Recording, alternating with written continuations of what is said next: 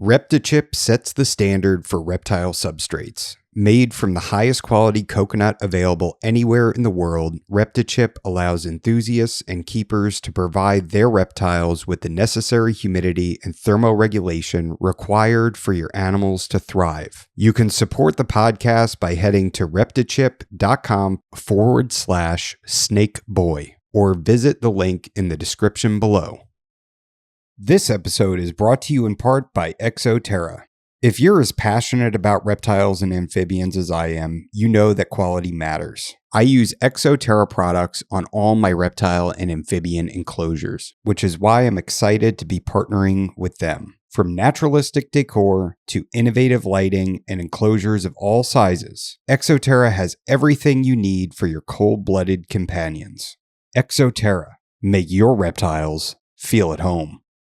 This episode is brought to you in part by Unlimited Exotic Pets. Every day is Veranda Day for Nick Lillis, and it shows. At Unlimited Exotic Pets, Nick produces high-quality monitor lizards with a deep commitment to ethical care practices and top-tier nutrition. These aren't just pets. They're responsibly bred, ethically raised animals. Whether you're looking for a new companion, starting a breeding project, or anything in between, Nick has you covered. Unlimited Exotic Pets, keeping and breeding quality without limitations. Love reptiles? Don't miss this. If you're passionate about reptiles, amphibians, and everything cold-blooded, Reptiles magazine is a must-have. Each issue is packed with expert care tips, stunning photography, and the latest news in the reptile world. Whether you're a seasoned herpetologist or just starting your reptile journey, this magazine has something for you. Subscribe today and stay informed on the best ways to care for your scaly friends. For only $14.99 a year, you can step outside your algorithm and get exposure to things that you wouldn't normally see or learn about. My family reads Reptiles magazine, and you should too. Visit subscribe.reptilesmagazine.com to get started. This is the Expert and the Idiot podcast. If you like the show and you'd like to support us, there's a link to our Patreon in the description below. Some benefits include getting access to new episodes up to a month in advance. There's also links to USARK and USARK Florida. If you're not already a member, please sign up. Enjoy the show.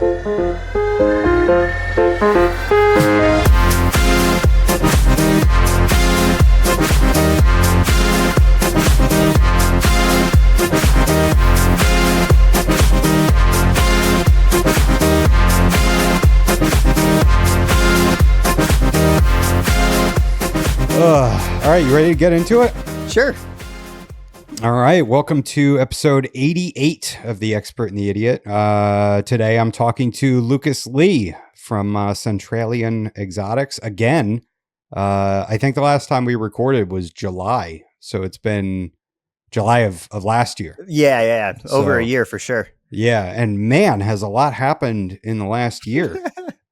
With you, I feel like you really killed it this year with everything that you've got going on. I mean, between the indigos and the diamond pythons and green tree pythons and breadlie and what else? Couple Geckos? clutches of womas.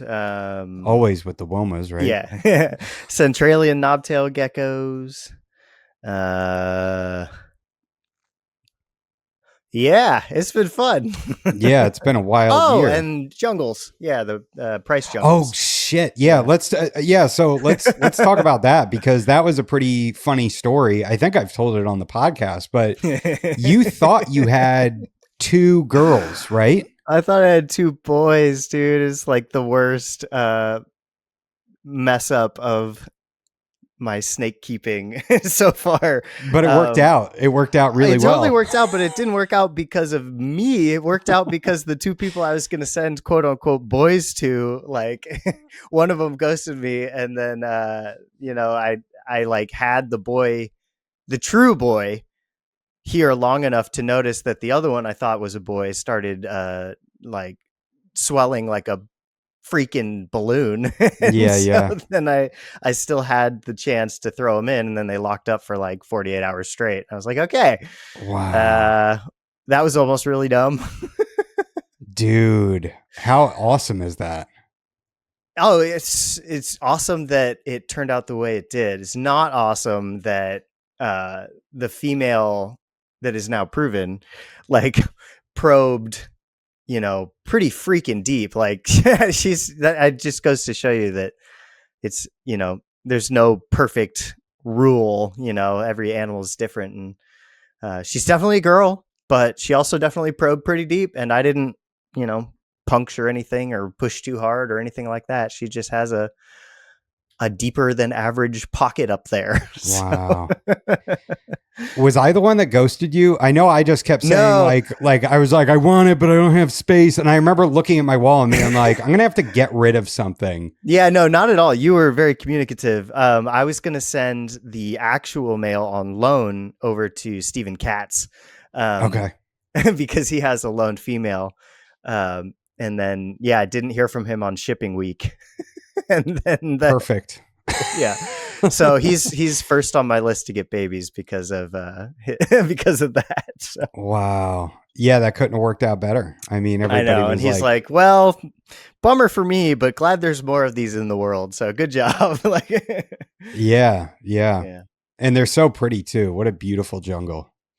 They're my favorite by far. I'm so excited that pair produced, and I think that there's some really nice ones in the babies. Obviously, with jungles, it's going to take some time to really see what we actually have, but the early indications on a few of them are really good. There's one male in particular that out of the egg was just light years more colorful than everybody else. Usually they emerge pretty gray. They don't really have a lot going on. This dude was already just glowing, so I put a little asterisk and said color on his tag. And I'm excited to see what happens with him. Is he like showing a lot of the kind of oranges, like the more like burnt orange colors, or pretty gold, like really gold, not nice. like a highlighter yellow, but kind of like an egg yolk, but like the good eggs that cost like $15, the orange yolks. Yeah. Yeah. Rich people eggs. Yeah. Wait a minute. All eggs are $15. The ones where the chickens actually ate bugs instead of corn. Yeah. Yeah. Yeah. I used to have some of those. Eggs or chickens or corn? I used to have chickens, and we'd have an abundance of eggs, and but the bobcats kept picking them off. I think we had an abundance of chicken. Yes, and they're very athletic animals. Yeah, it's astounding how athletic they are. To be able to jump over 2 5-foot fences and grab a chicken and jump out with it in its mouth while it's still flapping is impressive. Yeah, I mean, it's like you kind of got to respect it, but it's also your chicken. So sorry, rip. Yeah. Yeah, we gave up on that project pretty quick. After we went through like the 27th chicken, it was like, all right, it's time to move on. Well, especially if you hadn't eaten like 20 of those. If it was all bobcats, then. Oh yeah, we didn't eat. Yeah, I think we ate one of those. So yeah, it was sad for sure. I'm so sorry. Oh, it's all right. You try things out. We tried the rabbits too, and the rabbits brought rats in, and I didn't like that at all, so again, another outdoor project that got scrapped. The only thing that has worked so far is keeping the diamond pythons outside. Nice. Because, they don't bring rats in. My male is cheese grating the top of his head off in his enclosure, but I think I took care of that by putting like perforated plastic up at the top, so now when he pushes into it, it's soft, and I don't think he's feeling as much give. So he's kind of given up on it. Okay. Nice. But you've got diamond pythons outdoors. Is that where you're at your place, or where's that at? Yeah, it is. So the diamonds, I'm partnered with my good friend Alex, who is also my next door neighbor here in this apartment building in Oakland, and the diamonds are on his little balcony area, just back behind me up here. So you just lucked out and had a reptile guy as a neighbor? No, so we met in 2019 when I was working at the vivarium, East Bay Vivarium, and he became one of my best friends, and the apartment next to mine opened up at a certain point, and I connected him with the property management people, and we got him over here. So Oh, yeah, it's nice. good. That's It's awesome. perfect. So what are you keeping those in? Because I saw that you're doing kind of like some more short form content, which is really cool. There was a ton of information on the diamond pythons that you Mm. put out, and those are it's an iguanarium. Is that? Yeah, so those are in the Zoomed iguanariums, which are like the largest, I think. Don't quote Mm-hmm. me on that, of the Reptibreeze line. So really big open air mesh cages with a front flap opening door. And yeah, no, it works really well out there. I mean, we don't get particularly hot very often in the East Bay. Especially this summer has been pretty cold outside of like a few isolated heat waves, but heat waves I'm talking like 90s for us, you know. Okay. So Yeah. so we do still provide supplemental heating in the form of overhead mercury vapor bulbs on one side of the cage, so the snakes can warm up whenever, even though they're outside. So they still have unrestricted access to a hotspot. But that all flips off at night, and they experience Oakland for their ambience and nighttime. What are like the lowest lows in Oakland, and then like what's your average kind of temps during the summer at night? Yeah, it seldom gets below 40. It's rare that we get below 40, maybe just a couple times a year, and we're watching that during the winter. If we're in the 30s, we'll bring them in. But consistently in the 50s at night, and then during the winter consistently 45 to 48 or so at night. Okay. This summer, like I've been saying, has been historically cold. We have kind of that Mediterranean climate, the Indian summer they call it. So usually our hottest weather is in the late summer, early fall around this time. Mm-hmm. And we're in the 50s at night consistently already. Wow. It's kind of been that way all summer. So Wow. like tomorrow is randomly going to be 88 degrees, but it'll still be 58 at night. And they're doing fine with that, with eating full meals and. Oh my God. Yeah. No, I mean, there have been nights where they have, easily chilled out at 40 to 43 degrees, and they want to eat. They're out, they're perched, they're in hunting pose. They want to, they want to eat. Wow. And we feed them, and they have never had any issues with digestion or any inkling of health problems. They're freaking rock solid. And from everything I understand about diamond python physiology, they're probably better for it. They'll probably live longer lives, and it's just a species that needs a little bit of cold. Yeah. Yeah. That's interesting. Cause that's definitely one of my concerns. I'm not super worried about the summers here in Florida. I have two females that I got from Brandon Wheeler outside, and I've got a male now, outside. And so I'm a little worried about going into the winter here. The females are only, I guess they're coming up on 2 years old, something like that. So Okay. this is going to be their first winter where they're going to go without food. Mm-hmm. So did you have the ones, your diamonds that are outside, you cycled them off of food? Yeah. Definitely. We weren't feeding during like the colder winter months. But like I said, I mean, they have handled some meals when the nighttime temperatures are pretty dang low, without issue. I think as long as they can get to the supplemental hotspot during the day, nighttime really just doesn't matter. What have you seen them basking at? Have you temp gunned it? Yeah, I would want to check with Alex. I don't know off the top of my head. I'm sure he knows the answer, but sorry, Okay. I don't. I'll get back to you on that. My guess is it's probably around 95 or so under the Okay. bulb. We got a bunch of really big, thick sticks, that's like small trees in these cages because there's, they're very tall. There's a lot of vertical space.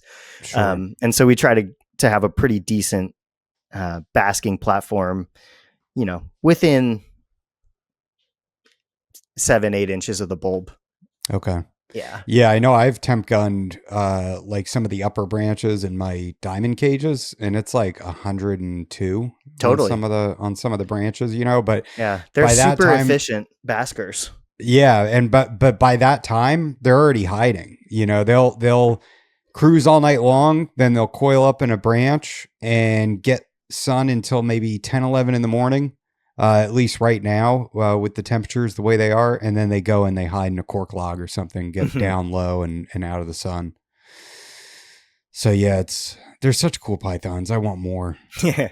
I really like the idea of those iguanariums because they work great. They work great for that. And modular, where you can just kind of line them up.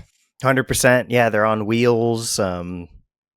There's the lid flips open as well if you need the access from above. They're pretty good.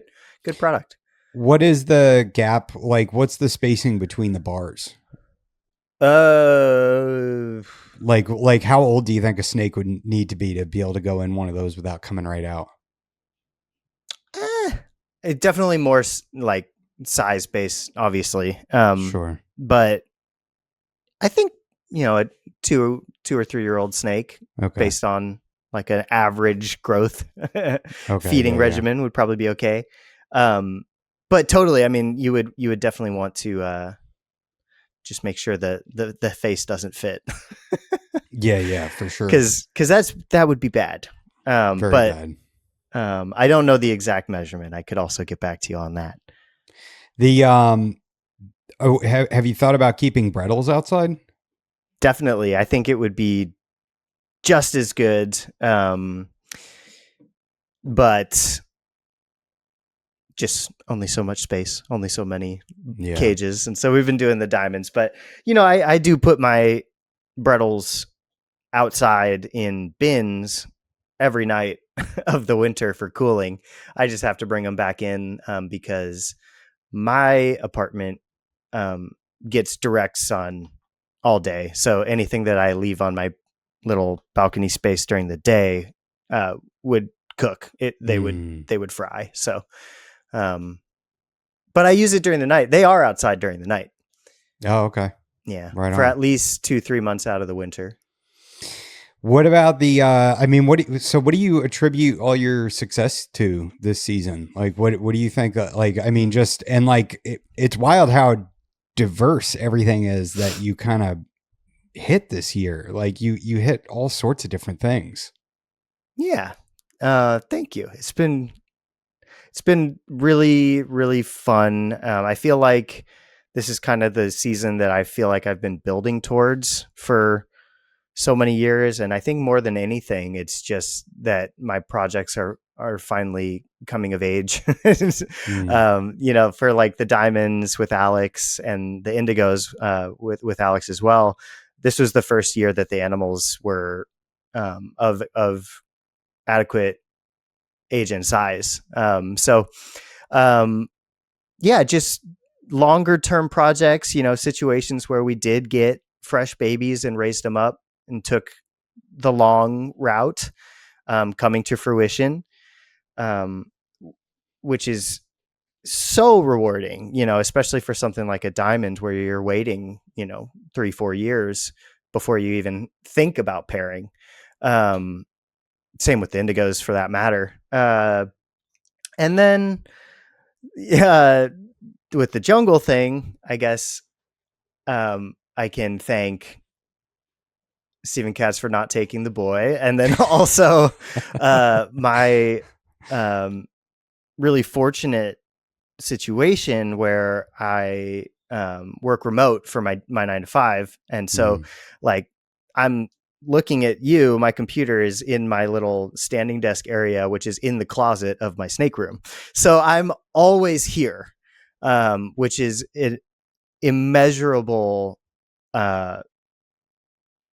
advantage. And right. So like I'm here, I'm typing, I'm writing emails, I'm doing whatever my silly little job is. And I turn around and I can see this snake right here blowing up like a balloon, looking uncomfortable. And okay, that's a girl. I'll throw the boy in. If I wasn't in this position, I might not have noticed. So that's also super fortunate and definitely helps me out, because I really can keep eyes on everything every day, consistently. So, and for the indigos too, I mean, I paired the indigos for a few months during like the conventional period of time where I've read online and been told that that's when they're supposed to breed, and absolutely nothing happens. The female would run away from the male. She wanted nothing to do with him.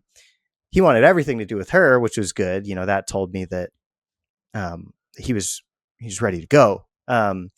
But all of those introductions were meaningless during, the kind of like November to February winter window, that it sounds like a lot of people get success with indigos. But later in the season, kind of more towards springtime, I was noticing behavioral changes in the female and a lack of appetite. And I was like, that might be something. Like, don't tell her what our made up calendar says, like let her tell me. And I chucked the boy in and they locked up for like 4 hours straight. And that's all it took. Just needing to notice on the one, period of time, who knows how many days that window would have been for me, probably pretty short. That was the moment, and being here to chuck him in. I think that at least somewhat answers the question. With the indigos, when did you get them, and were they neonates when you acquired them? Yeah, so I was again, my good friend Alex and I, we got on Black Pearl's waiting list together. So John Michaels in Southern California, Black Pearl Reptiles, he is probably one of the biggest, most successful dry marcon breeders in the country. But I'm just lucky because he's in my state, so I don't have to deal with the paperwork for Easterns crossing state lines. So yeah, I got on that waiting list, and in 2021, I believe, we got our chance and acquired 2 females at the time, 2 unrelated females. And then the following year, I got an unrelated male from John Michaels as well. Yes, as fresh, hatchies of that year. So yeah, raised them up from little tiny worms, and now they're big monsters, and they're incredible. They're such incredible animals.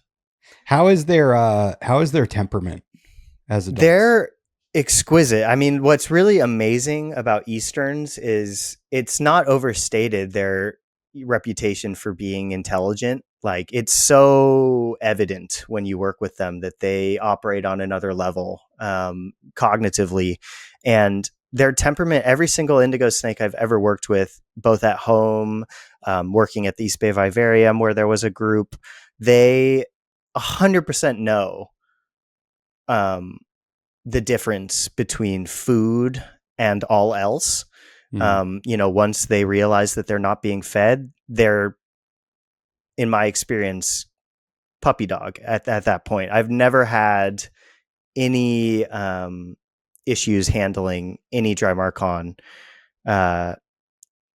once they're like out of the enclosure or tapped with the hook and they know that food's not coming.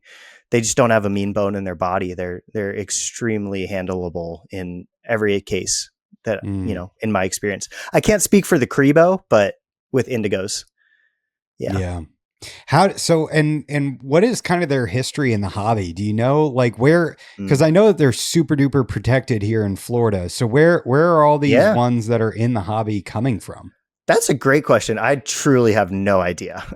Looks like I got to get Black Pearl on. Yeah. Talk to John. There's a bunch of kind of indigo focused hobbyists like that. That's just their thing. I think of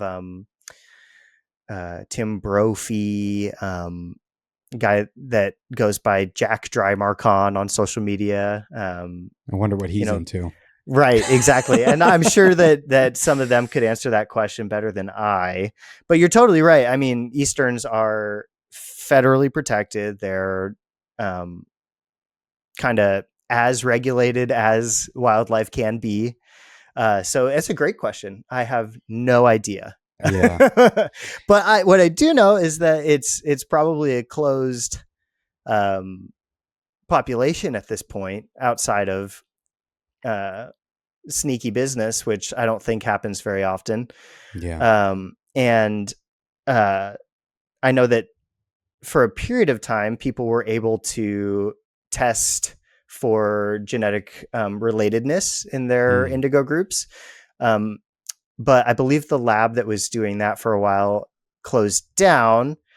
But I think that Benson Morrill is working on getting something up and running for people to do that again. So it's a situation, especially with Eastern indigos, where it is really important to try and breed as unrelated possible pairings that we can. So hopefully we get a good tool to help us, do that again. But yeah. Why do you think that's important? Or why is it important when working with Drymarcon? It's important because there's not more coming, and Drymarcon, from what I understand, are more sensitive and more prone to issues with inbreeding depression than a lot of the like pythons that we work with. Sure. They seem to experience issues quicker, more severely, more consistently. So, Okay. Yeah.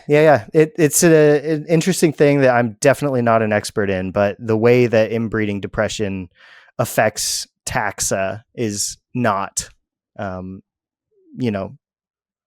uniform throughout the animal kingdom. Like some things are more sensitive to it than others. And so you have a trio of indigos. You have two females and a male?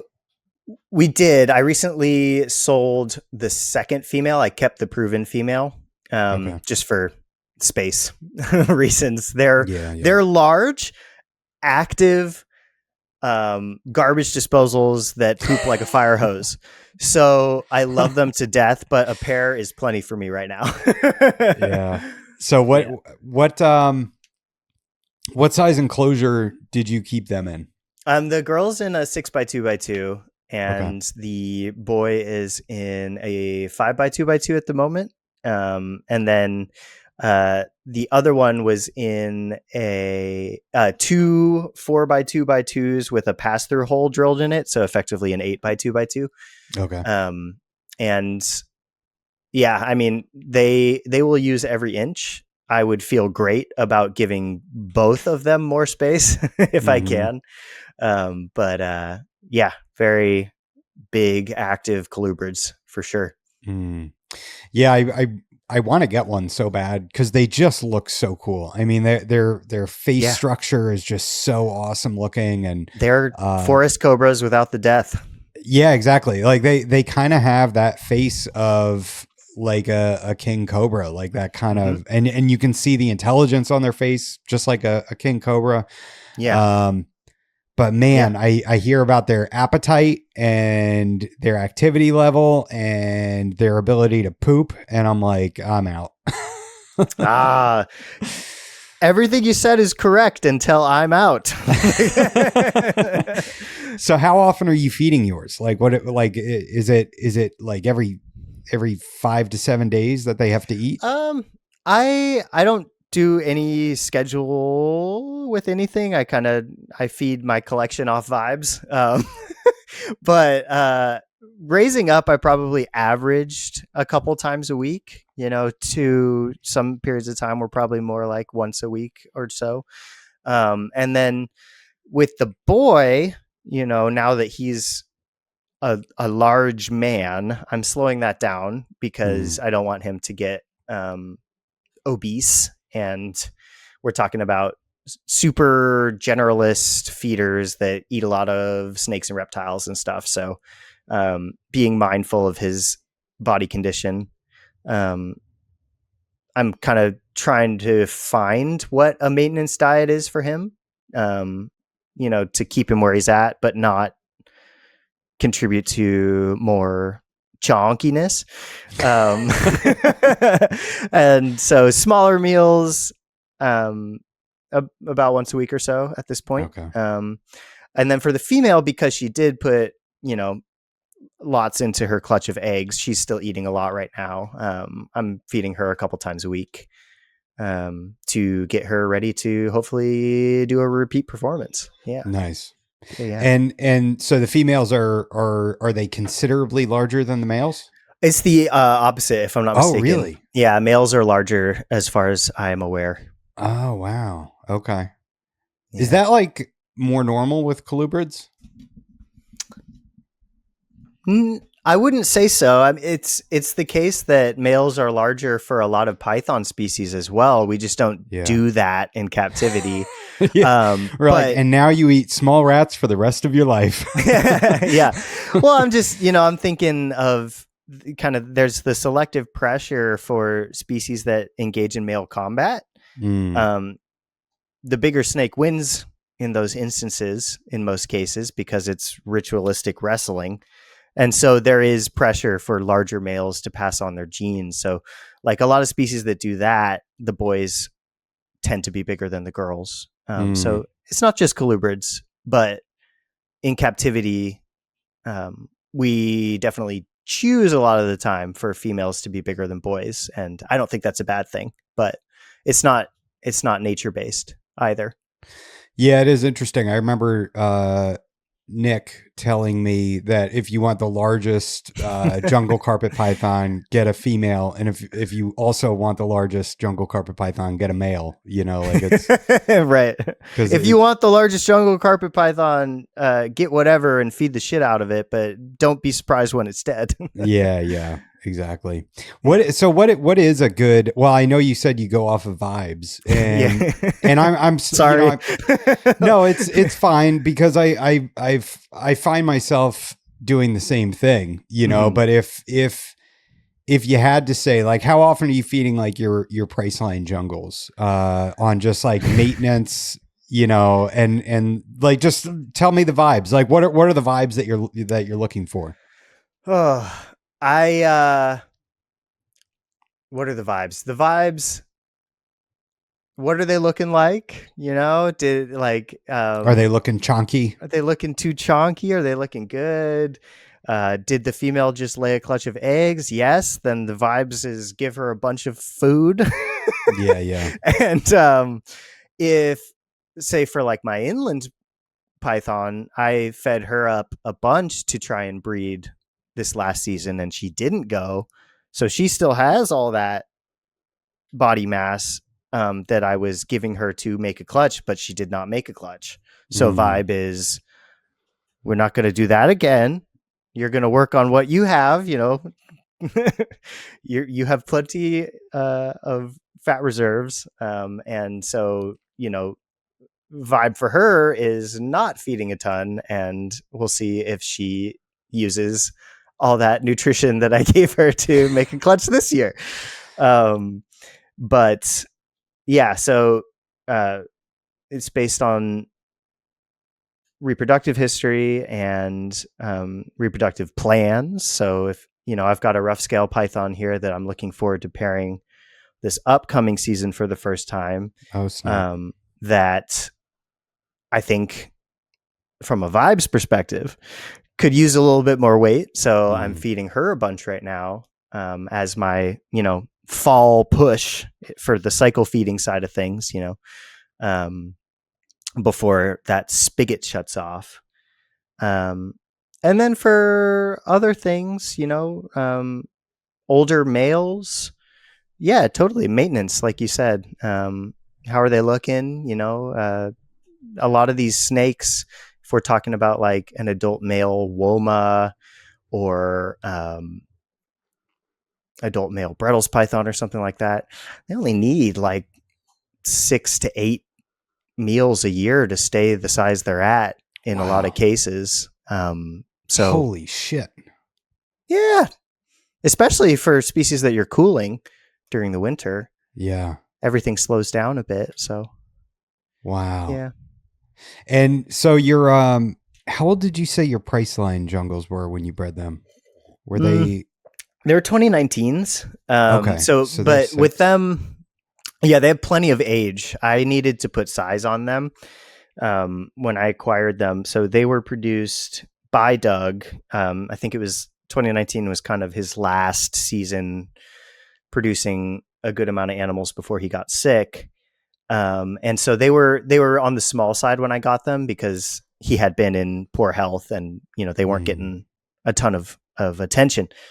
So I had to get the female a bit larger before I had a chance, where like age wise, they could have gone a long time ago, but they just weren't there size wise. So, dude, the one thing, something I meant to ask you about was the eggs of the indigos. They look bumpy, super weird. They are weird. It's really cool. They are covered in bumpy, like crystalline protrusions. Wow. And yeah, it was really fun. It was really hard for me to not just play with them. I appreciate your honesty. Yeah. Yeah, they look super weird. They're wild. I don't know why that's a thing. But it's weird. Yeah. Doesn't look comfortable for the poor female. No, not at all. Not at all. It's prickly crystalline eggs. They're like stiff too. Like it's not squishy. So yeah. That what a weird snake. And it just makes me want one that much more. I want one so bad. You should. Yeah, I know. You don't have to get an Eastern. Oh, I would need to get an Eastern. Yeah, you would need to get an Eastern. Yeah, especially. Are you allowed to have an Eastern? I think I can, but I have to do something. There's some hoop I have to jump through. I can, but not easily. Yeah, I don't think it's that difficult. I have talked to somebody before, and he told me that it's not that bad. That there's kind of a process to go through, but yeah, I keep toying with the idea of getting. You know what I need to do is I need my own facility. Once I have my facility, then I'll be good to go. Me too. Yeah. Well, you have your house is your facility. Yeah, it's true, but there is a fiance as well, so it's not full send. Yeah, you guys are gonna have to get a house at some point with rooms to fill. Good luck with that. Yeah, I know. Nobody's getting any houses these days. That is funny, Adam. That is hilarious. Well, maybe if you set aside. I'm a biologist. You think I will ever own a home? Maybe if you set aside $20 a paycheck. Just stop drinking Starbucks. You'll have it in no time. Put the Starbucks down, Lucas. You don't need the pumpkin spice this year, Lucas. These kids just want everything handed to them, like an equal shot. Yeah. Yeah. Why don't you put your Starbucks on your food stamp and go get yourself a house? Yeah. Yeah. Clearly. Yeah. So you had mentioned the fall push, and it's really fun watching your account, dude, just because like you have such a diverse group of stuff and you're banging it out, and it's really, it's just exciting for somebody like me that I have an eclectic collection. I have a ton of different things and I want to be successful with each of them eventually, so like watching you do this is so fun and rewarding to like kind of like look at your account and be like, this dude's killing it and he's busting all these different things out. So what are you pushing right now for this coming season, going into fall? Well, first off, thank you. It is really fun. I get bored, so I need it to be eclectic, and all over the place. This upcoming season, I'm definitely, like I mentioned, going to do indigos again, diamonds again, but with a unrelated male. So if we get lucky and get diamond pythons again, the offspring will be unrelated from this year's 2 clutches, which is great, or at least 50% unrelated, I should say. And then I'm gonna try the jungles again. I'm gonna do a pair of roughies, inland. Yeah. Inland pythons. Blackheads, of course, even though they hate me. We've got a bunch of pairs to try. Some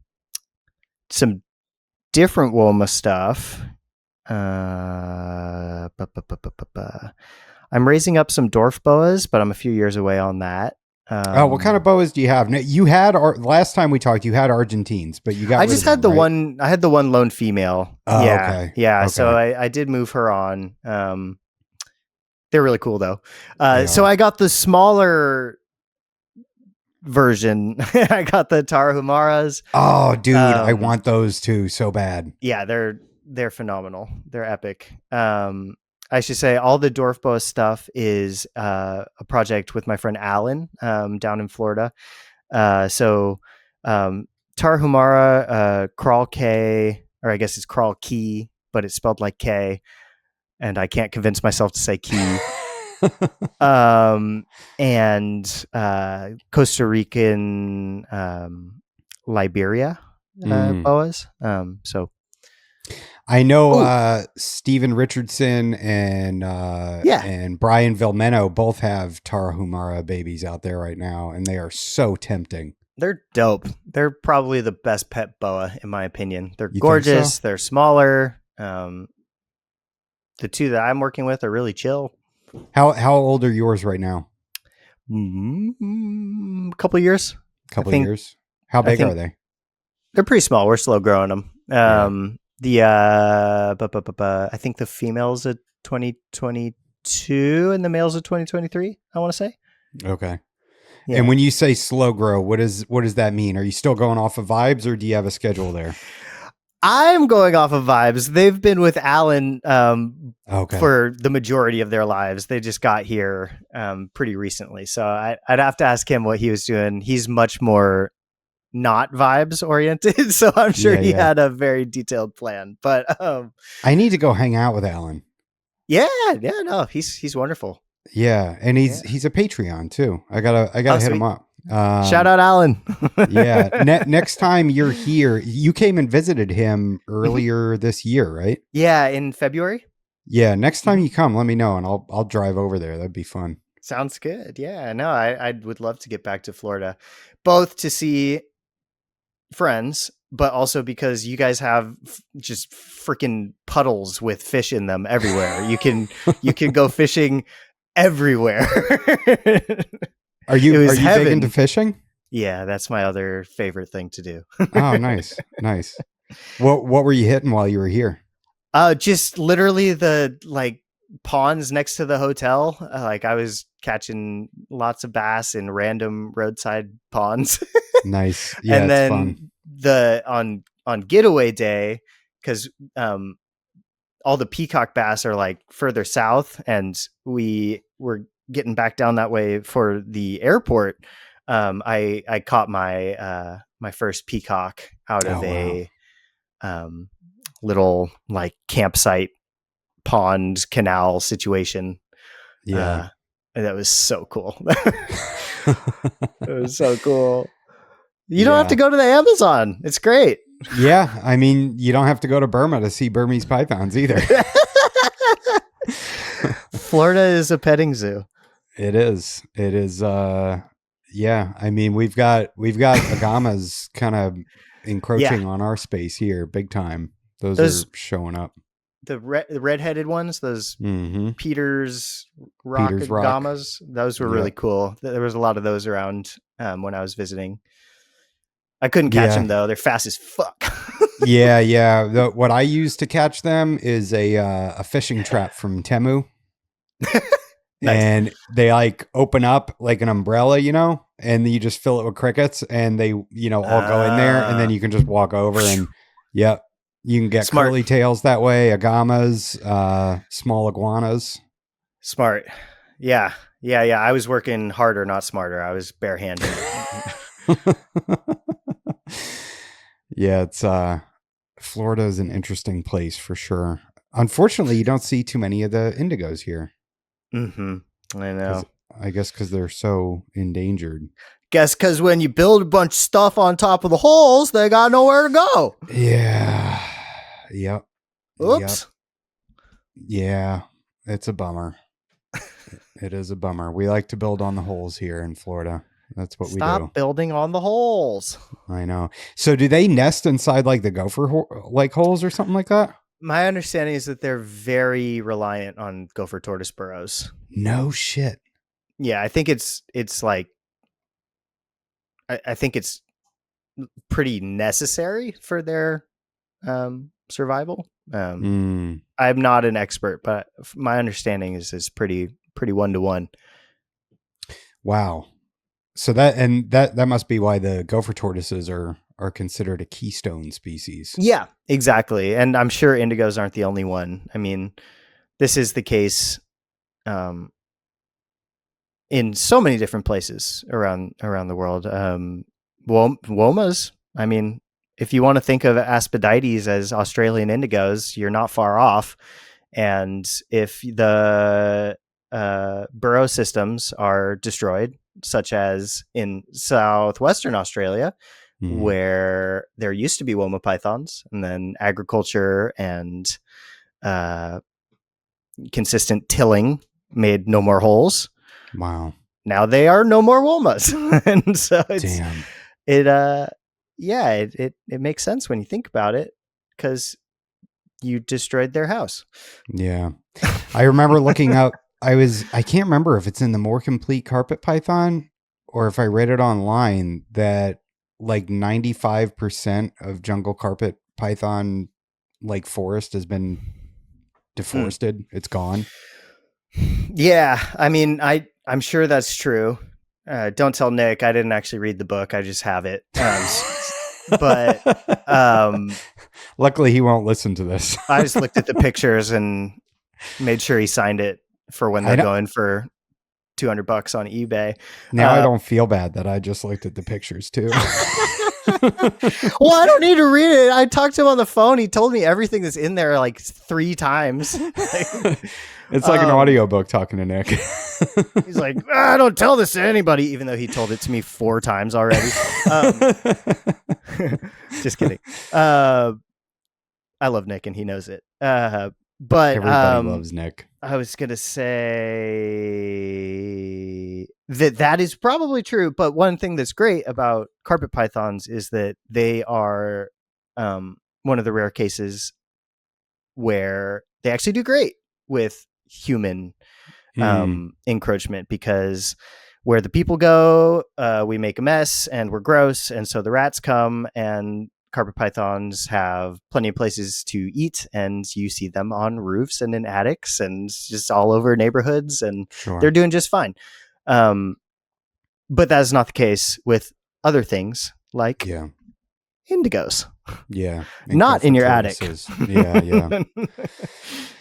Yeah, I recently at work went around and put stakes and caution tapes around all of the gopher tortoise nests, all the burrows, because the mowers, we have berms around my plant, and the mowers mow the berms, and then their tires fall into the holes and they get stuck. So I just went around and staked everything. That's a big thing here. I don't know about in Florida, but in my neck of the woods and working in environmental consulting, we oftentimes are flagging small mammal burrows and burrow complexes for listed herps. especially on something where it's like intensive mowing. That's a big part of it, both for like tiger salamander, red-legged frog, and burrowing owls even, which I know in Florida, that's a thing too, right? Yep. Wasn't there that book Hoot? Oh, I'm not familiar with the book. I know that they're here though. They're just south of me. I remember there was a movie based on the book Hoot that I saw as a kid, and it was like, they're trying to bulldoze the owls. And so then the children were like, no bulldozing. We love the owls. Nice. Yeah. Sounds anyway. It sounds wholesome. Yeah. I got to go rewatch. And that's how we ended up with Lucas Lee being a biologist. Stay away from these holes. Yeah. Because of Hoot. If you touch this hole, I'll light myself on fire. Nice. See, we need more people like that in the world. Not too dramatic, but not dramatic at all. What are you talking about? Oh man. So how long have you had the roughies for, and where'd you get those from? So I had roughies for a long time. I had a pair from Nick back in like 2020 that I was raising up, but then I traded them because I had an opportunity come up to get something that I couldn't pass up. So then I didn't have roughies anymore and I had to start over. But I loved them enough to start again. So now I have a decent sized group, some of which are fully mine that I acquired, and also some of which are together with Alan again. I think I have 2.3. Okay. I think. Something like that. I do have one from Owen, which is fun. Nice. It's the only thing he sent me that's been like worth keeping. No, just kidding. Oh, just kidding. They're great. I love them. They're very, very fun. I hear though that if I am successful and get babies, they're probably going to also make me want to set myself on fire because they can be really hard to get started. And that is one thing that I've learned this year, is that I need to get a lot better at being okay with babies that don't like to get started, because it makes me crazy. Yeah. And I'm so used to the last few years primarily producing womas more than anything else. They just like come out of the egg and they're like, I love frozen mice. Frozen mice is my favorite. Yeah. But diamonds, indigos? Nope.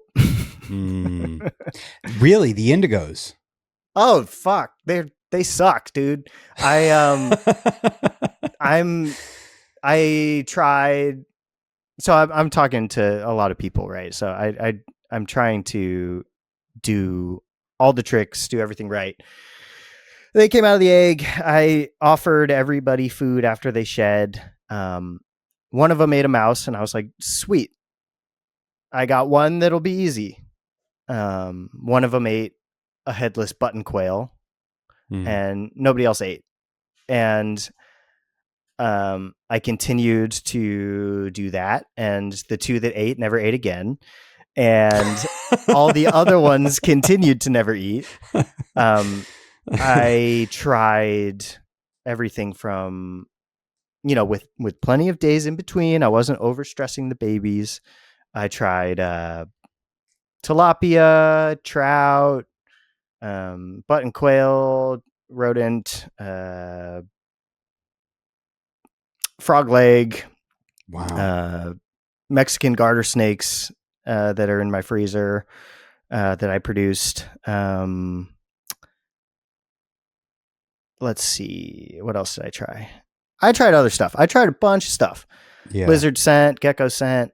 I mean, I thought garter snake was going to work. Like, are you kidding me? They didn't eat garter snake?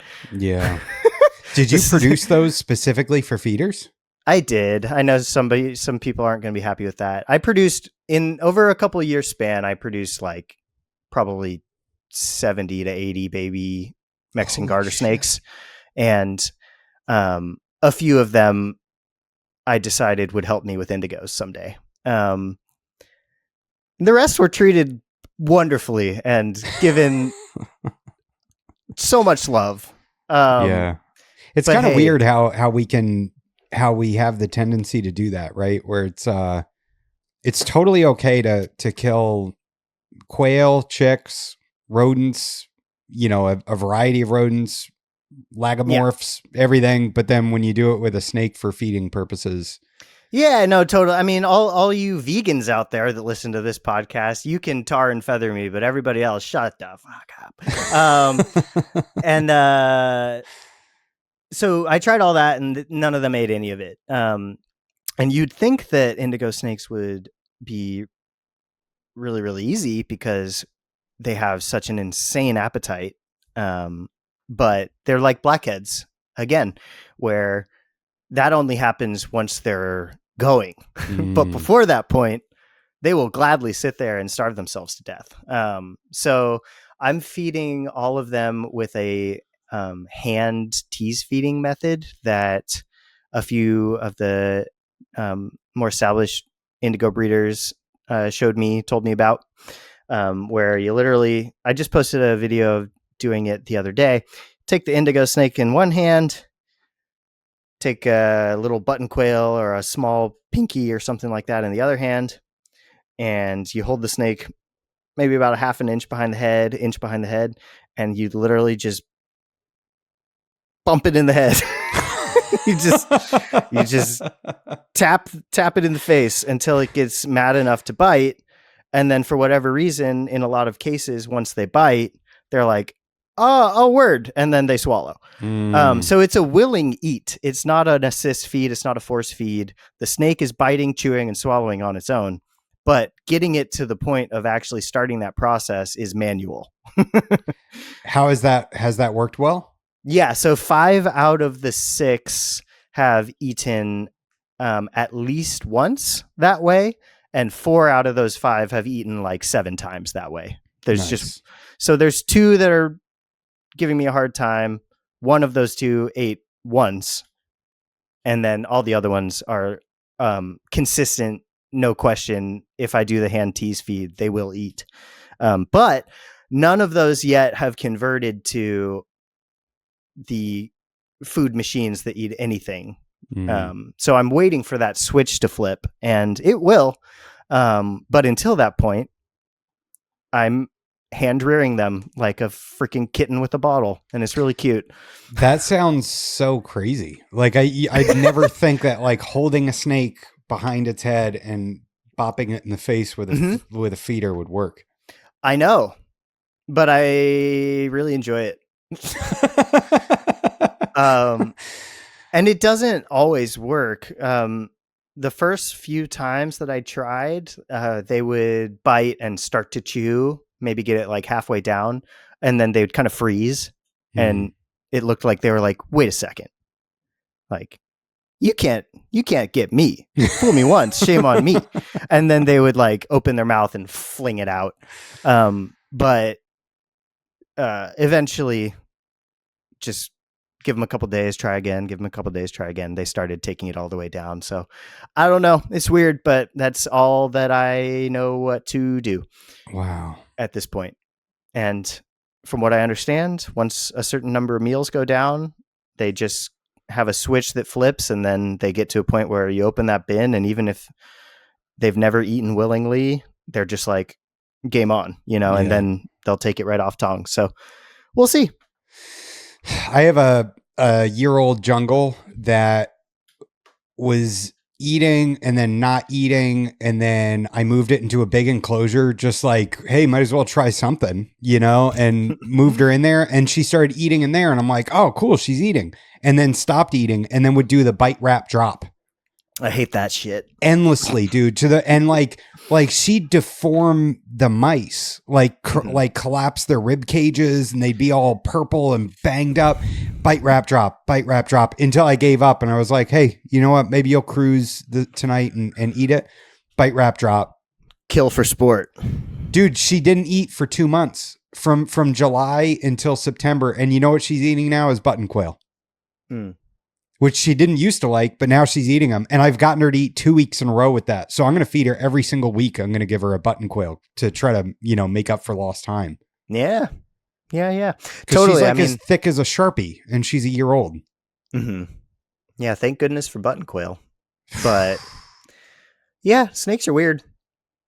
Yeah. Annoyingly weird.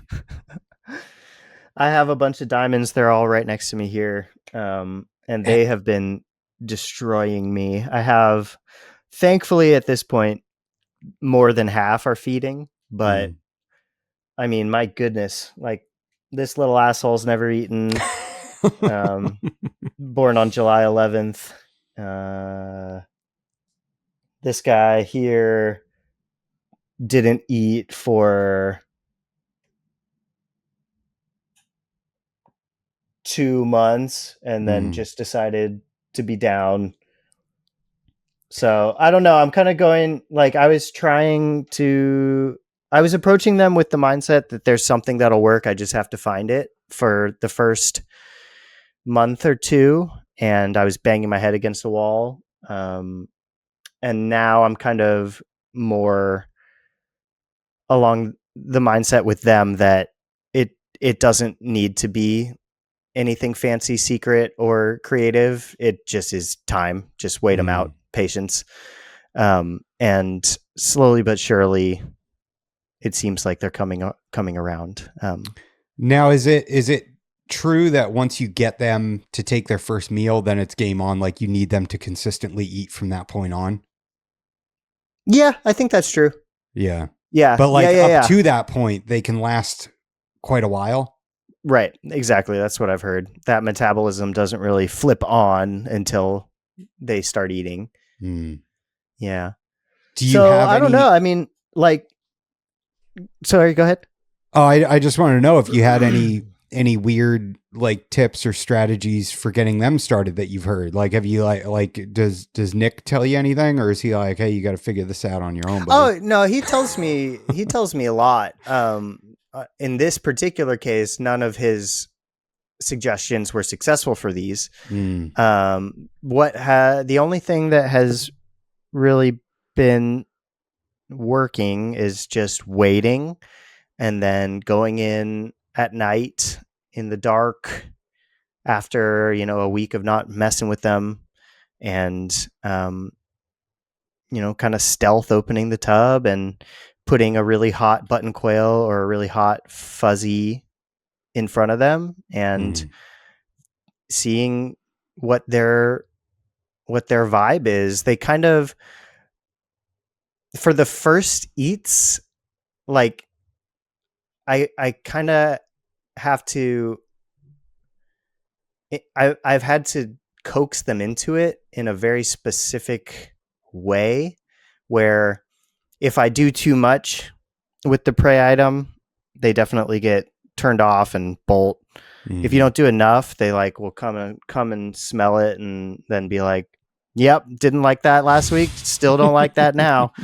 But like a very subtle kind of hypnotizing back and forth in front of their face and then a slow serpentine retreat away from their face kind of gets them to start to follow it. And they're like, what are you doing? What are you doing? Why are you doing that? Like, why are you going like that? And then they'll start to get a little closer to it every time. And then they'll pull back and then I'll start again and kind of try to hypnotize them into it. And then eventually they'll take it. But that's just for when they're finally ready to take it. I've also done that a million times for these babies that have never eaten and they never get to the point of taking it. But it's like that. Yeah, dude, it's like, oh yeah. And then I had this one guy, this asshole. I put, cause I'm trying everything at one point or another. And obviously the obvious thing that I'm sure the listeners are like, this fucking guy, he's hypnotizing snakes. Like, leave a live fuzzy in there. Like, yeah, I know, I did that. But this one didn't eat the live fuzzy that I left in overnight for 2 or 3 days. Wow. And then just for no reason on like the fourth morning, it ate it. And I was like, I didn't even leave it in there on purpose. I forgot. Oh, wow. So like what? Like why? Yeah. Do I just need to... Did the fuzzy die? I don't think so. Oh, wow. Damn, dude. Yeah, it's infuriating, isn't it? Mm-hmm. I remember I had gotten a Doomerals boa. They're getting more expensive every time. Yeah. I'm like, this fucker. You're $100 more now because I'm gonna light myself on fire. I remember I got a Doomerals boa that wouldn't eat. And I remember I got it a live like rat pup or something, and it snuggled up with it. And they slept together. Yeah, I've seen that. I've had that. Well, that's adorable. Yeah. Yeah, and then the other thing, when I was trying to find like the secret sauce, and I was trying all these ridiculous things, like I had a couple that, my strategy of the night that night was to rub a deodorized fuzzy all over a white tree frog. That's Australian. Yeah. And trap the snake in the deli cup with the frog and, cupped him overnight with it. And that got a couple of them to eat. But what I'm realizing now too, with getting more of them to eat by just waiting and putting a standard mouse-smelling mouse in front of them, is they might have eaten anything that night. It might have just finally been their time. Yeah. And so I'm over here, I'm like, oh, it's got to be frog. Like, oh yeah, like white tree frog. That totally worked. Maybe. Or I could have bypassed all of that. It just was the right time. So yeah, it's ridiculous. What about your chondros? They were easy as fuck. Are you serious? That was the easiest thing this year out of all my clutches. Why do you think that is? Because like I've watched MJ feed his, scared. And like he teases his, and I'm like, man, if I were to do that with like my jungle carpet python, the little thing, she would like run away. But no, they're different. It's a different ball game, and I also tease them. But I was expecting that to be what made me want to walk into the ocean this year.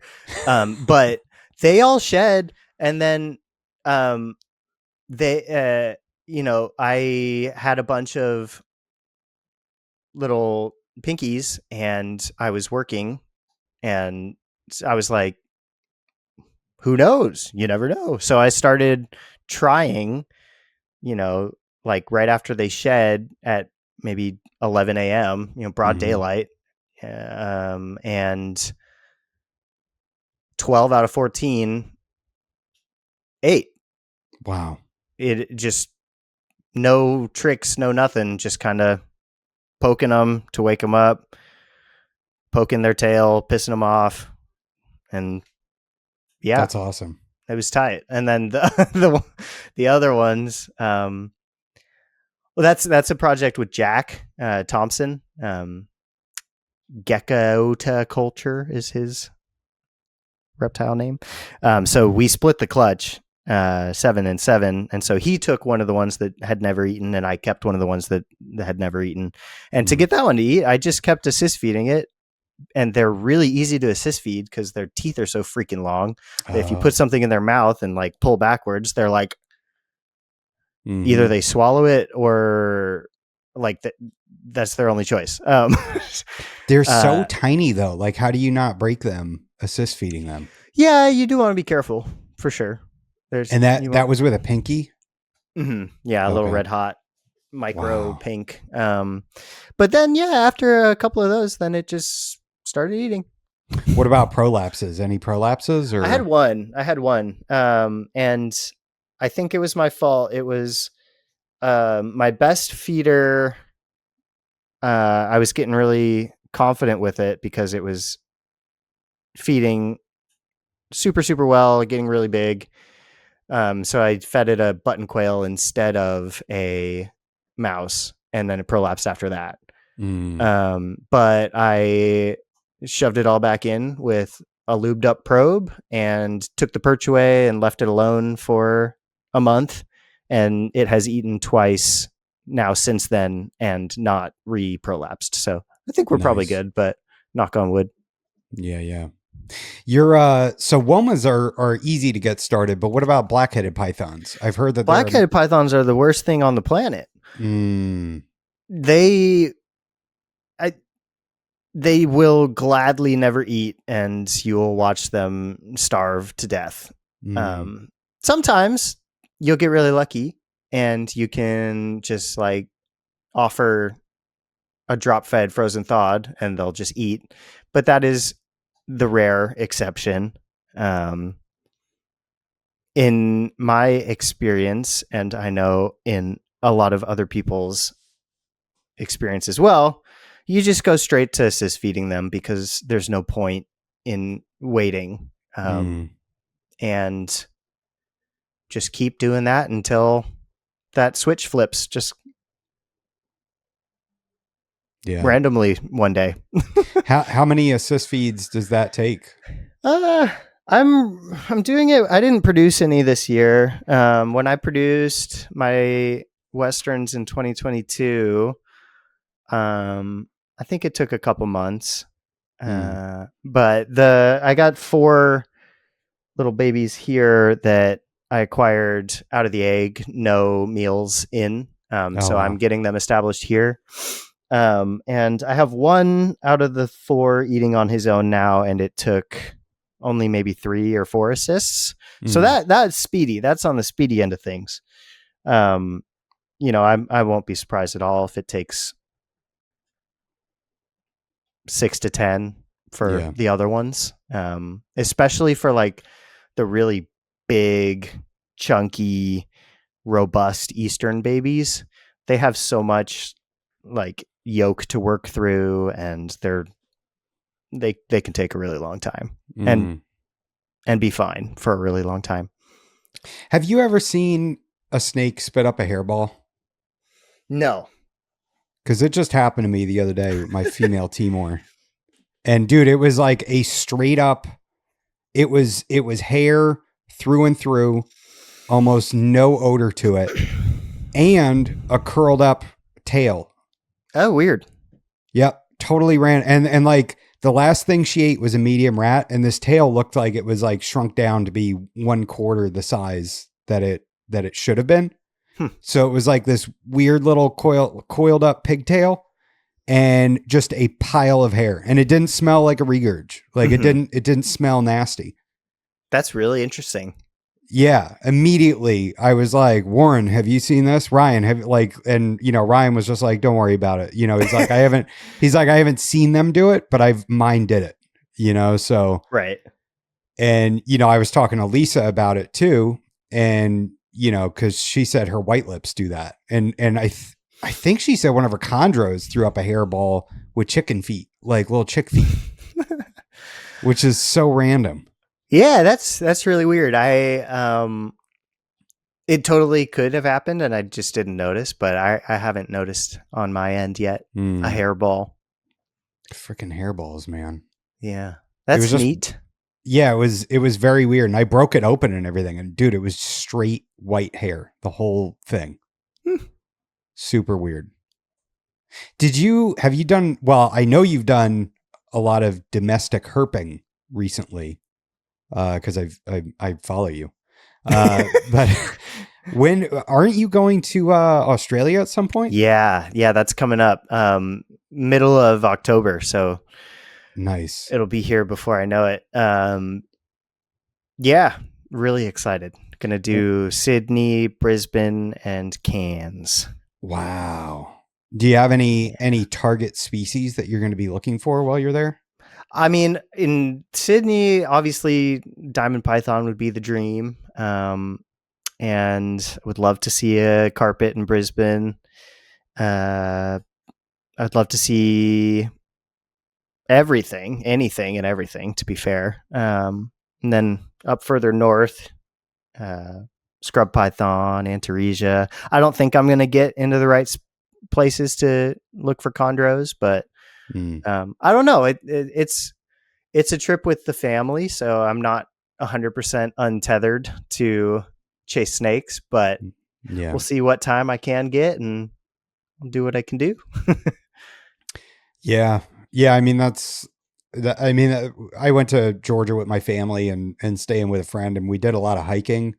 And I just brought the snake hook, but I wasn't going to drag everybody down and while look under rocks and everything. But Yeah. we ended up finding a copperhead, which was Nice. epic, just That's crossing awesome.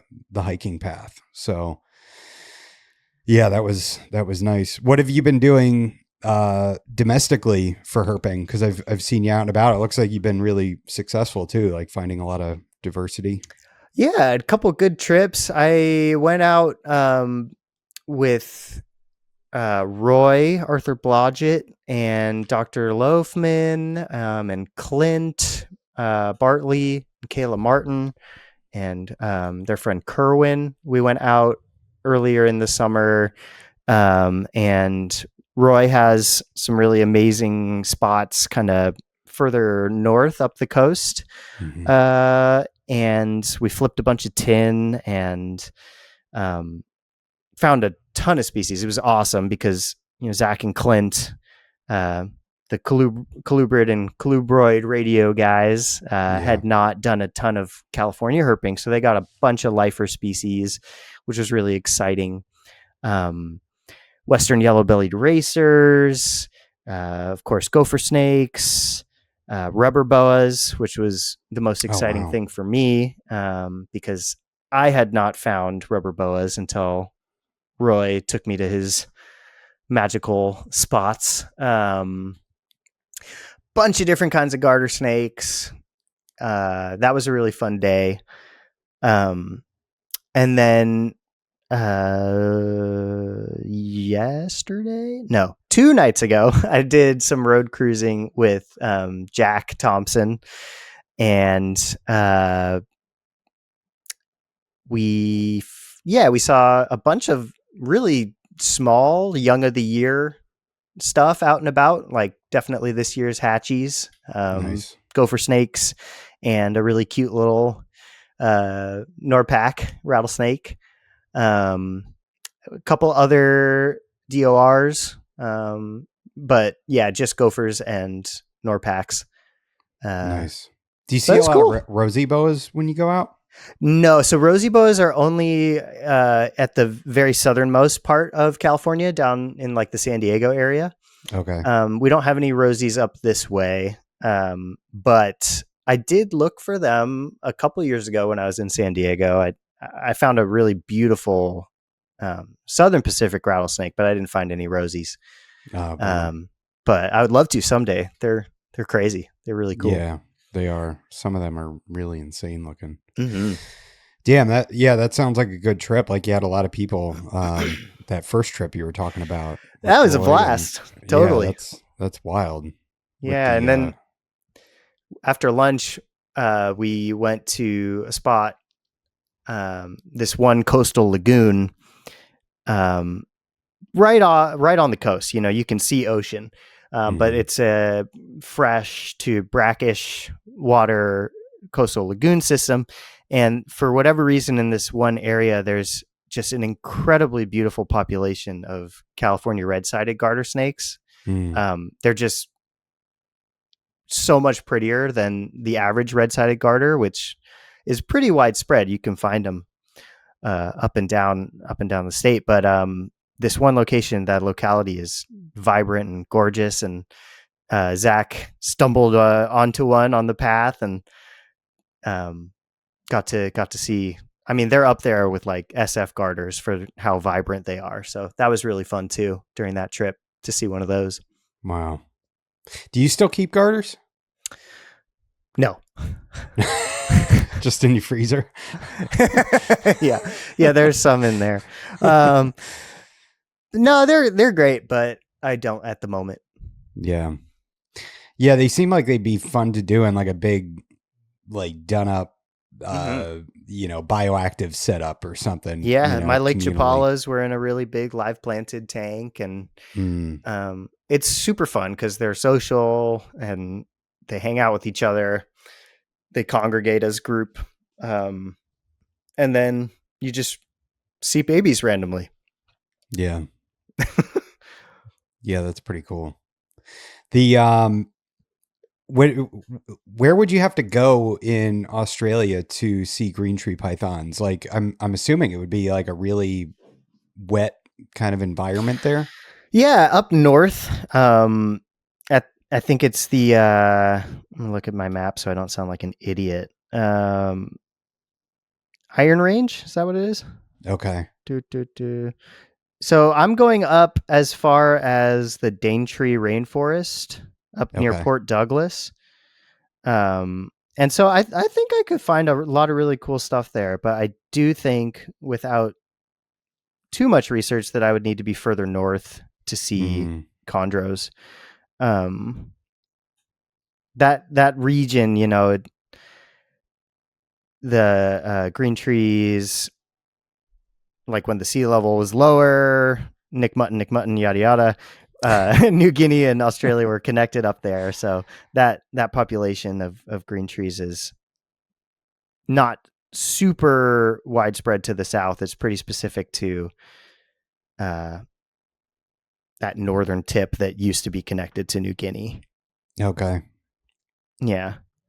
Have you traveled to Australia before? No, Oh, I've wow. actually never been out of the country besides like dipping into Mexico and Canada a few times. So Oh, wow. it's going to be a big one for me. Yeah. Yeah, that's huge. I want to get out of here and go do some herping. I want to get out of here. I don't even want to be around anymore. I didn't mean it that way. But it would be cool to get out of the country. And I mean, there's so much cool herping just to do here still. I haven't even scratched the surface. I haven't even seen a Burmese python in Florida yet. Well, me neither, but you live there. I know. So yeah, shame on me. I had planned on, we went in like the spring and it was still very dry and we struck out, and now I want to go back. And I had planned on going back in June or July and just kind of got sidetracked and didn't. No, I mean, there's so many cool opportunities to do stuff where you're at, but I agree. I mean, going somewhere else far away just makes it even cooler. When we are up in the northern area, even if there's no chondros, I could definitely find jungles. I could find spotted pythons, scrubbies.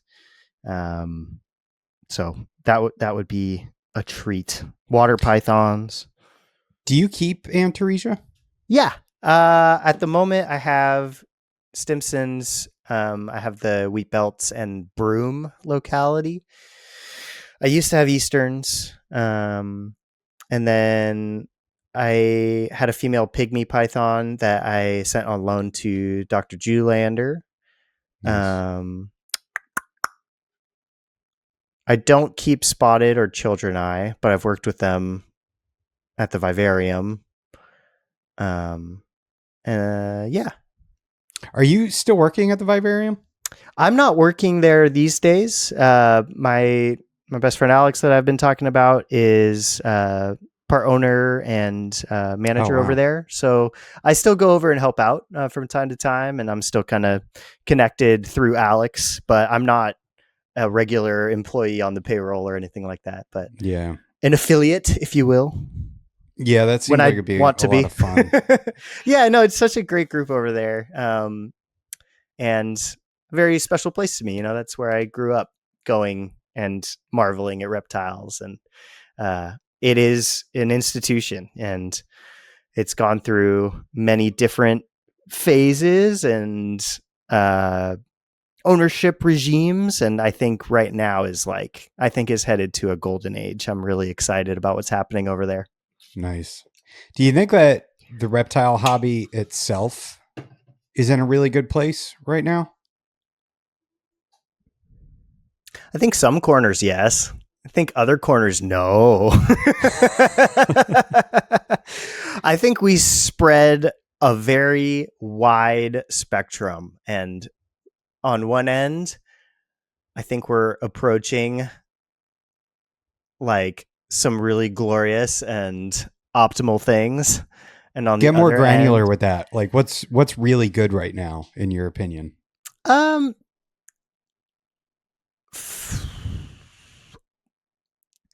say push towards growing and optimizing welfare, actually coming at herpetoculture from a naturalist perspective, from like being fascinated about the animal, not just wanting like, oh, this is metal, like it's fucking sick, I got a snake, like Yeah. not that shit. Caring about the animals and also making the connection that they come from places outside that are important, and people that take their passion beyond the rack and cage and support real conservation preservation. I think what Zach and Clint are doing with the crowdfunded hognose research is incredible, and the potential for herpetoculture to rally and support tangible, real conservation preservation efforts, buying some land, like things that would actually matter. I think that's the best of us. And then you still also just have the less evolved side of the hobby that is, this fucking metal, I got a snake, and the snake poops out dollars, and like it's dead, okay, get 2 more, like, that's not great. Or the side of things where animals just become another means to a social media influencer end rather than the passion and reason for doing it in the first place. I don't know. Just some broad thoughts. Yeah. There's a lot of good and a lot of bad. Yeah, I feel like it's in a really positive place, and like I feel like that there's a lot of good vibes and a lot of people that are keeping animals for the right reasons, and they want to observe behavior and like you said, sort of that naturalist kind of aspect. Totally. I think that that's great, and I think that we owe that to the critters to like understand what they are, why they are, how they are, and do our best to keep those things in mind, with the constraints of keeping things in boxes in our houses. Or outside if you can. Yeah, exactly. Yeah, it's I just recently had Scott Eiper on, and he was talking about the UV and how important he thinks it is, and just keeping animals outside and noticing the difference in their scalation and they like do change. Yeah, it's and that makes sense, right? I mean, the vitamin D3 and you got to figure. I mean, aren't there? Well, you would know this because you're a smarty pants. Their scales are all like it's just keratin, right? I'm not that smarty pants. I don't know. Damn it, Lucas. That sounds right. I'm not going to say you're wrong, but I don't know for sure. Yeah, I don't even know what that word means. I just know it's like fingernails. Hair and nails, right? I think you're right. I mean, I think I don't know, man. I say so much stuff, and after I say it, I'm like, or sometimes, God forbid, sometimes I'll go back and I'll listen to an episode and realize how wrong I was with something I'm saying, and that's just terrible. Me all the time, but I just don't, don't admit it. You're never wrong. You got to double down. Triple down. Triple down. Gaslight everybody else so hard that it becomes true. It's the American way. Never bite. I swear to God. Do you think womas make a good pet snake? Absolutely. I think they're cute as hell. I think they only don't make a good pet snake if you want something that is a rock that doesn't bite you.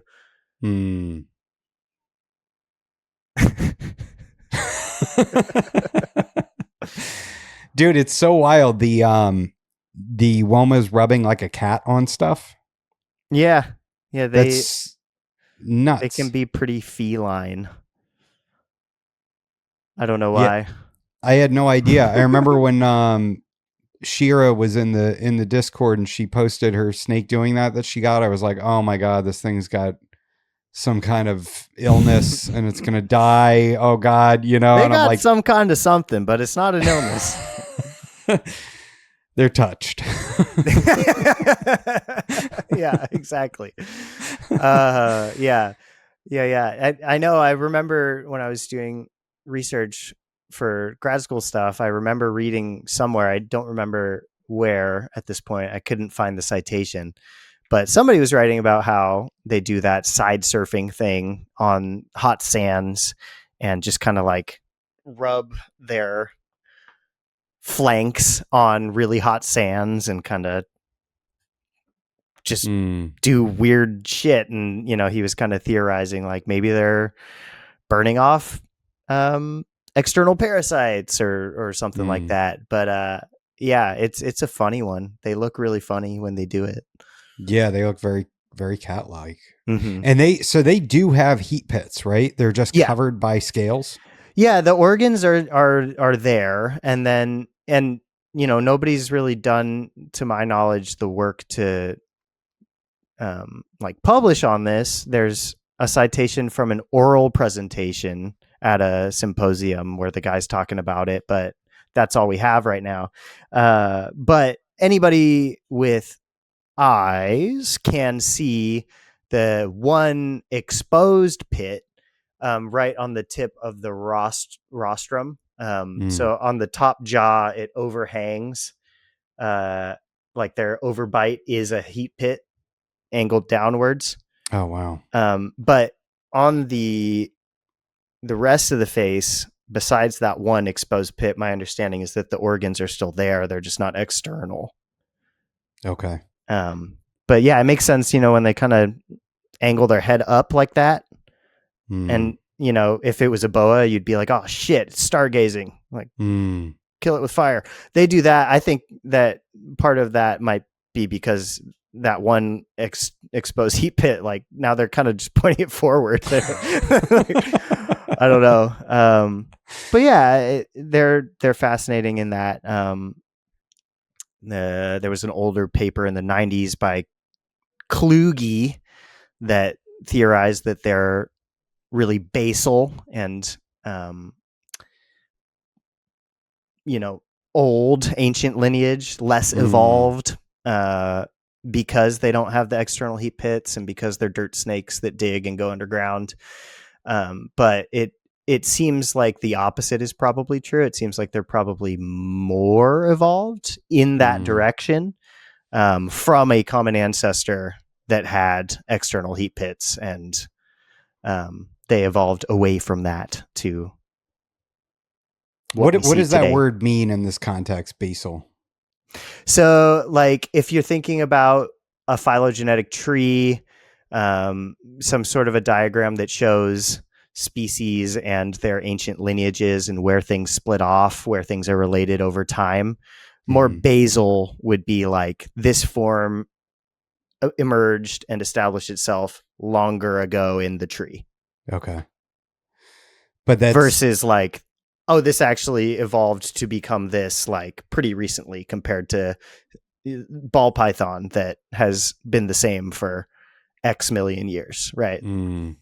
Like ball python basal, really old. Take time machine, long time ago, look the same. Yeah. I like how you use caveman talk. It's for me. It's for me as much as anybody else. Like, that wasn't insulting. Like, I needed to do that for my own brain. Take time machine, long ago. Basal. Yeah. And so then there's even more fancy words that are, so traits that are really old are plesiomorphic traits. Ooh. And traits that are more recently evolved are synapomorphic, I believe. I had to use those in Dr. Loafman's classes, and if I'm using them wrong, he should take my diploma back. But yeah, What I was would talking the to opposite? Jeff Croce. Yeah. Croce? I don't know how to say it. Croce. Yeah. Sorry, Jeff. About Shout out to the Jeff. behavior. Yeah, great guy. The behavior of different snakes rattling their tail tip. And it's so easy for us to think of that as a more modern trait of mimicry for trying to be like a rattlesnake, right? Like, if I, Mr. Gopher Snake, rattle my tail in the leaf litter, maybe I can fool some predators that I'm a rattlesnake. But you see that trait across completely widespread taxa, things that will never come into contact with a rattlesnake, never have. Mm-hmm. Things that do that have nothing to do with rattling pit vipers. And then you start to think, oh, wait, maybe they've always done that. Maybe that's a snake trait. Maybe the rattlesnakes evolved the buttons on top of this more ancient, already existing behavior that everybody was already doing and made it louder. Yeah. It was just a more effective tool to survive. Yeah. So I don't know. Interesting stuff. Yeah, it is. And like, can we it is weird, right? Like you think that they're mimicking, but then it's like, how many, you think gopher snakes are sitting there and they're like, dude, the rattlesnakes are killing it. Like they're never getting messed with because they do the tail shake.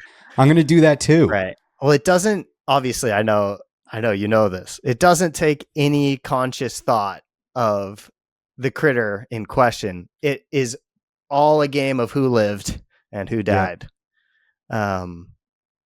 Over many generations. But yeah, it's interesting. It's interesting to think about traits. What would behaviors. the opposite of basal be? Ooh, derived, more evolved. Yeah. Interesting. Are boas older than pythons? Or would the right word be more basal? That would be. Yeah. I am not sure. I know Nick would be able to answer that. And I know there was a third group that are extinct that were also in play back then. The Matsoids, I think. Ooh. But yeah, I'd need to get back to you on that. I also think that there was, and I could totally be wrong, don't quote me on this, but I think there was a fossil group that was found somewhere in Germany, Europe, where there were ancient boas and pythons coexisting. Oh, wow. But yeah, that's a Nick question. I couldn't tell you. Titanoboa, am I right? Big, old. Yeah. Big. Yep. Big and old. Time machine. Back in time. Yeah. Ant used to be large. Could you imagine being able to see one of those? Beetle used to be large. Oh, man. Everything was huge back then. So they say. I mean... It's just a simulation, dude. It's all made up. So you mean fossils aren't real? What is real, brother?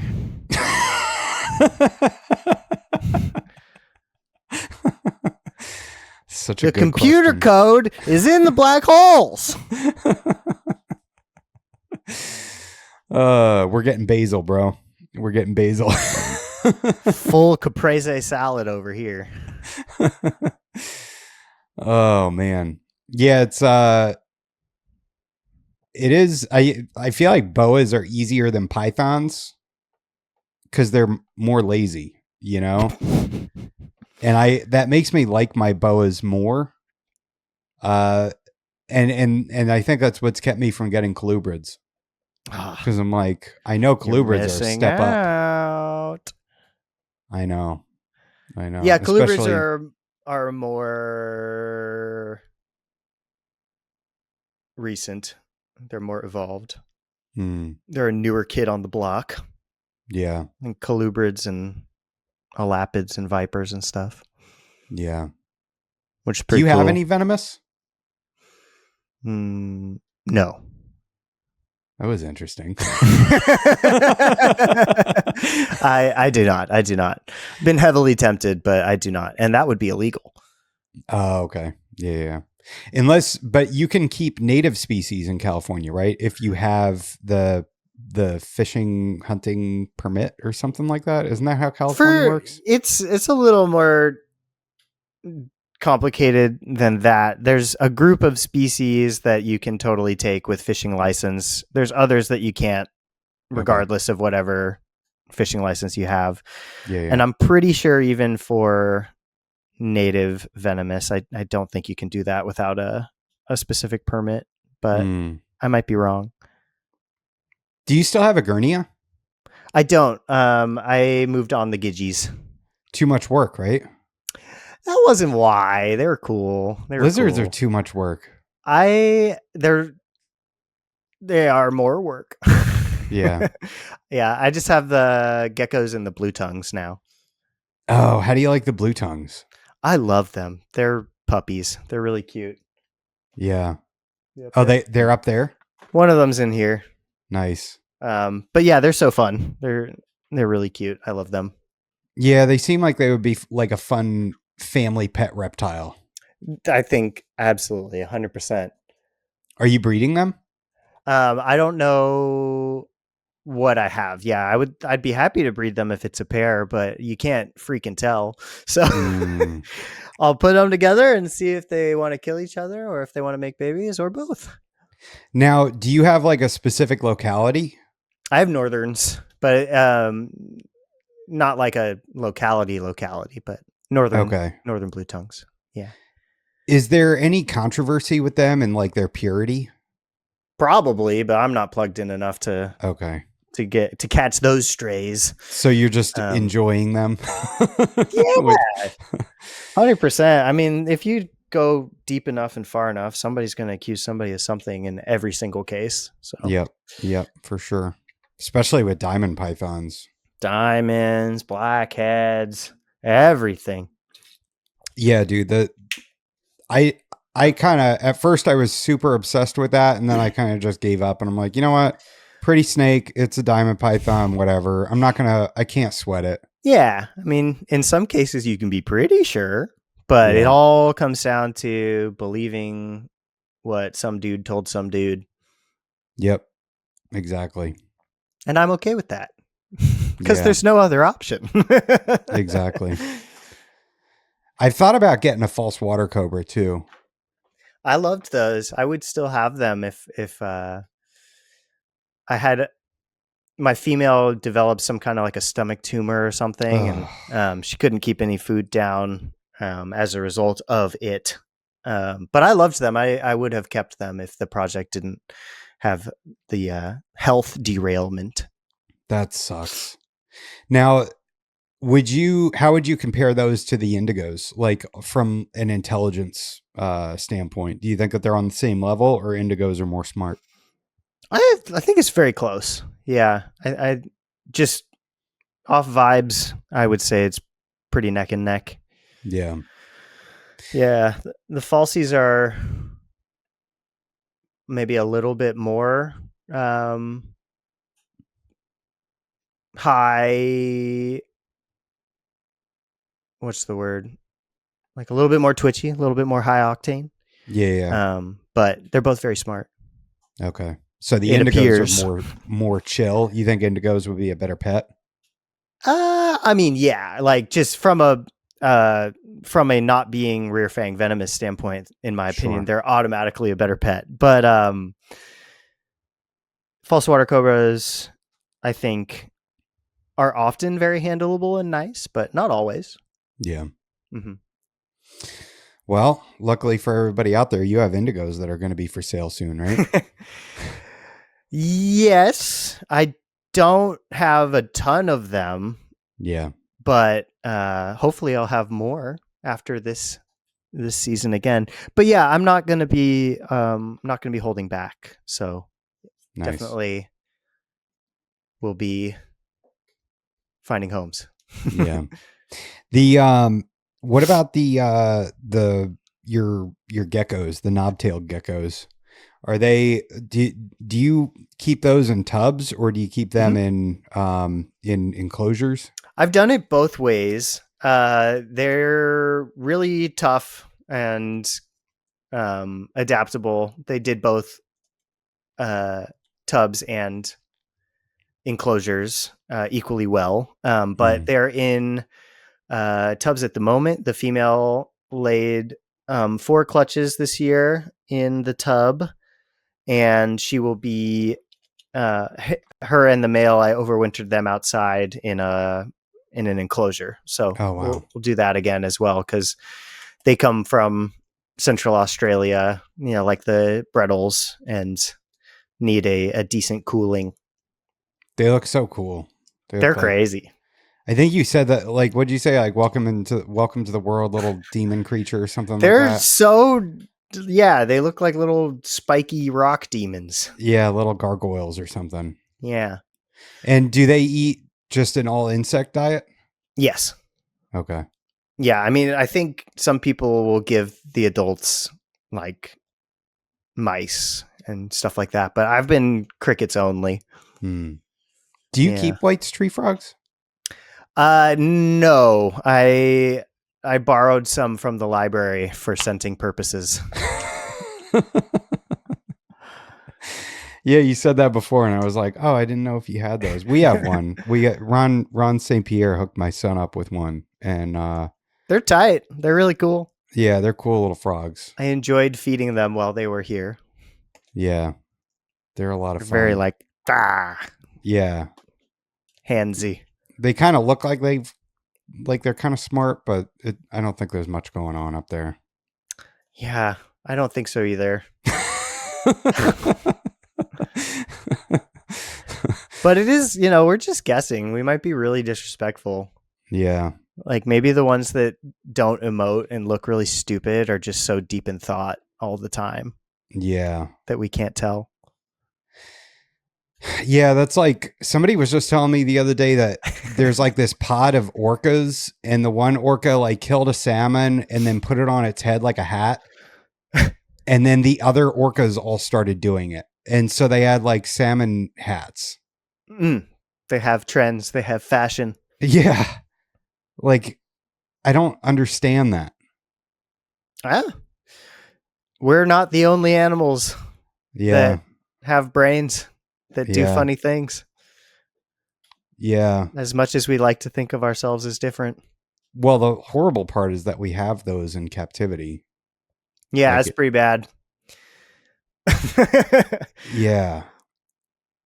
It's super sad. Don't think about that too hard, because then every zoo is a fucking torture chamber. Well, yeah, and I mean, where am I sitting right now? I'm sitting in a snake prison. Yeah, totally. I mean, it's a slippery slope to think critically about that. But you're right. Don't tell me that, Lucas. Yeah. Oh, Me yeah. too. You're in the middle of like. Me too, buddy. Yeah, that's like Rikers Island over there. Yeah, it's a prison of animals. No, I'm sorry. Hey, I didn't bulldoze their holes though. That's true. So. That's true. So, congratulations on recently getting fiancéed. Thanks. Are you? Is your fiance into the reptiles? So 0% reptile prior to our relationship. She is a champ, and I think she likes them overall. And nice. She can definitely hold her own. I mean, it was like throwing into the fire when I went on tour in 2023.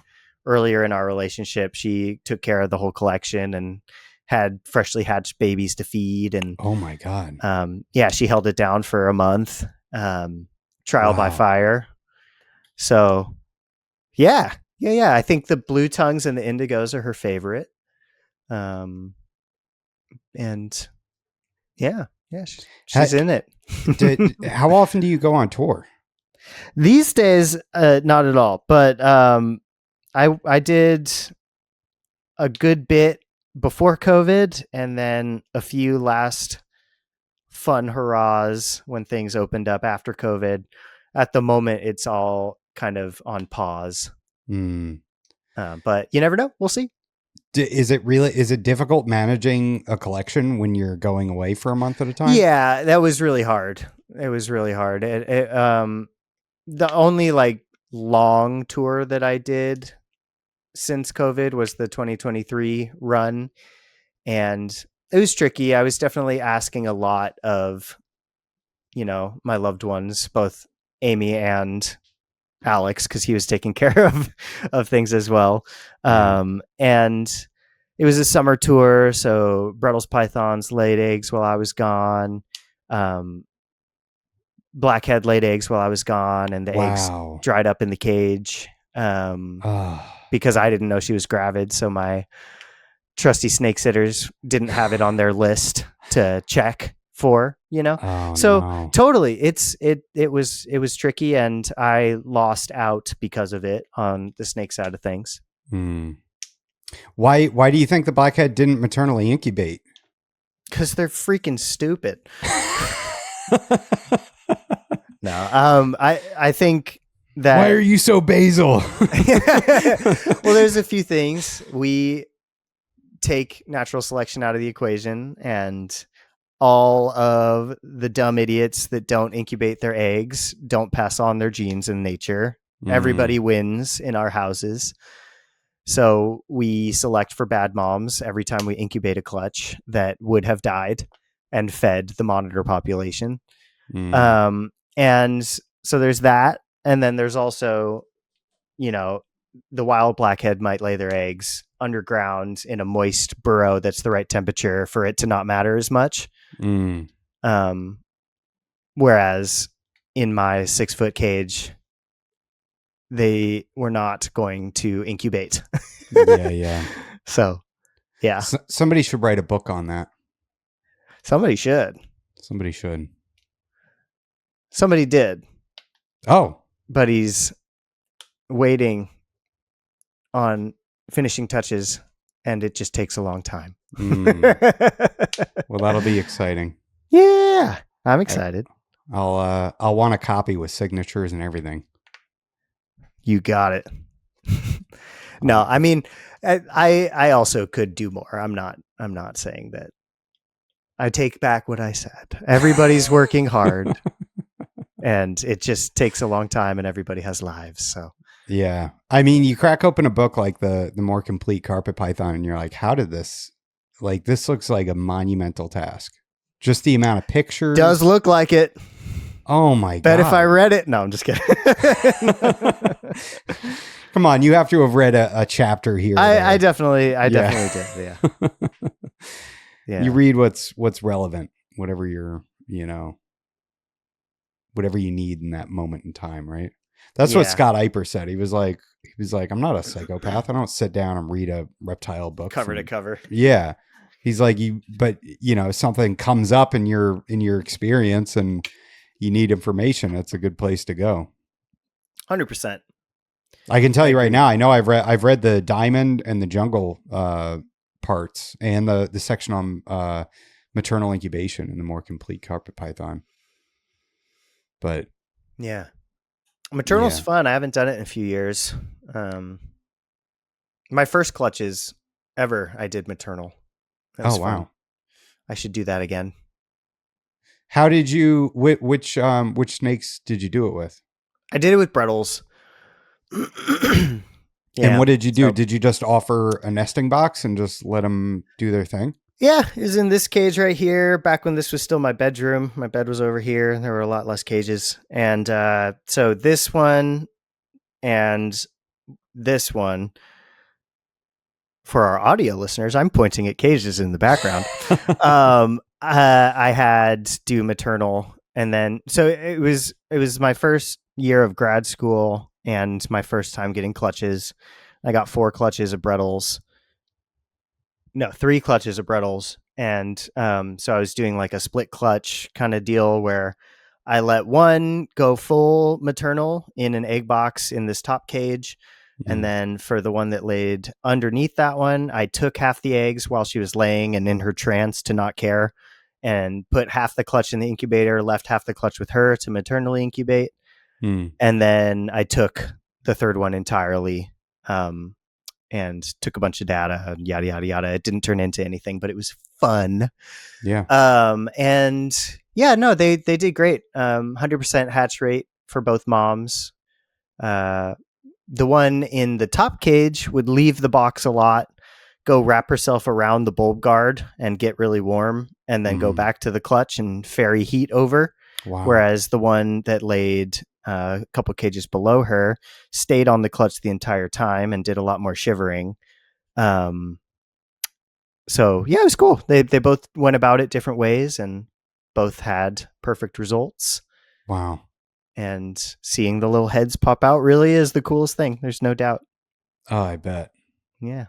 Yeah. I'm still torn on whether I want to do that or not.